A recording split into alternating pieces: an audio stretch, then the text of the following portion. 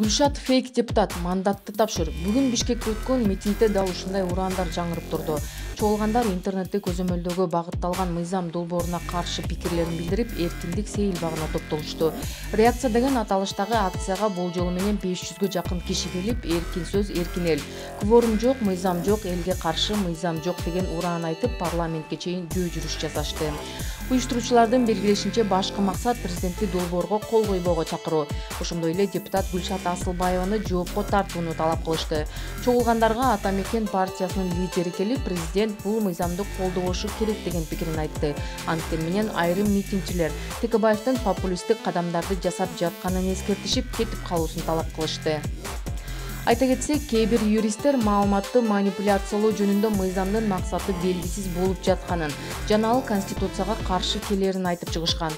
Белгилүү болгондой, Жогорку Кеңештин депутаттары Гүлшат Асылбаева жана Айнура Осмонова иштеп чыккан мыйзамда интернет колдонуучулардын, сайттардын укуктары көрсөтүлгөн. Мыйзам бузулса, жооптуу мекеме аларды сотко чейин эле блоктоп кое алат.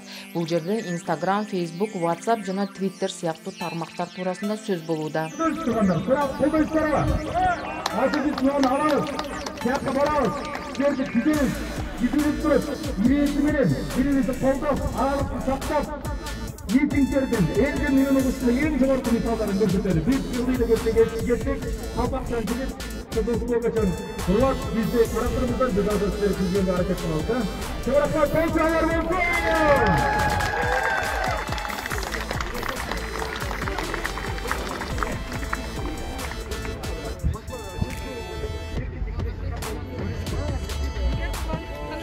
Жақсы, қандайсың? Элина, жақсы, насыл жақсы? Жақсы, өзің.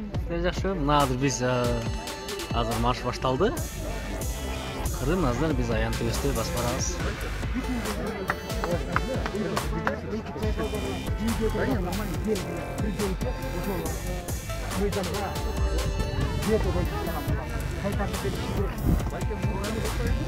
Мейлі қойып қойып, қиқта азыр.